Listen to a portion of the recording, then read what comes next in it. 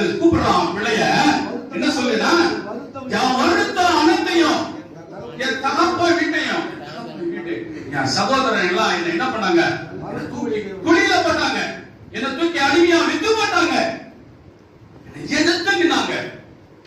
வருத்தம் அனைத்தையும் என் தகப்பன் வீட்டையும் மறக்க பண்ணினார் என்று சொல்லி மூத்தவனுக்கு மனாசே என்று சொல்லியிருக்கிறார்.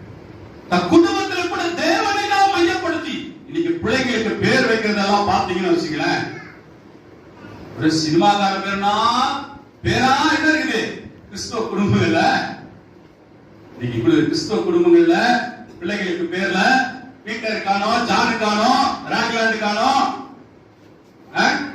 இதெல்லாம் காணும். ஆனா அவரே செய்ய வேண்டிய காரியங்கள் செஞ்சார்.